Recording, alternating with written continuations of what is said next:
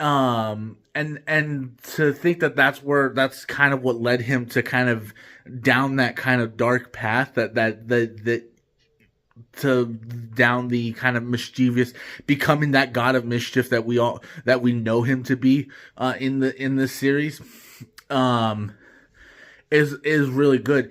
And I will say this, for me, I like Natalie Portman. Um, the future Mrs. Zeke the Geek is Natalie Portman, but I have to say the chemistry between her and Chris Hemsworth is just not there.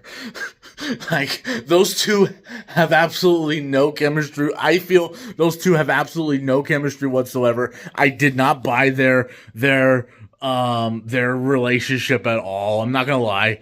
Um, but yeah, I mean, other than that, I mean, I think this movie is a lot of fun. Besides that, and the, the tilted camera angles, or sometimes it's this, you know, um,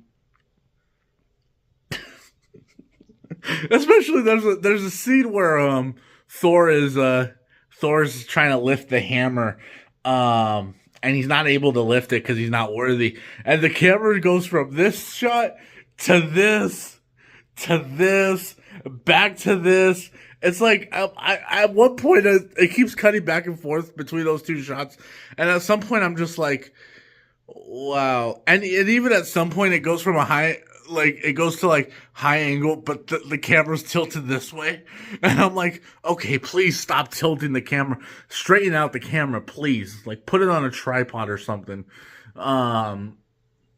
I don't know if that was a creative decision by Kenneth Branagh.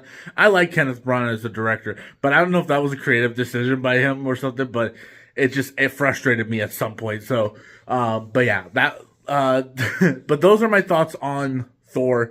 Tune in tomorrow as I give my thoughts on Captain America: The First Avenger. I'll see you guys then. Thank you so much for watching. Peace out.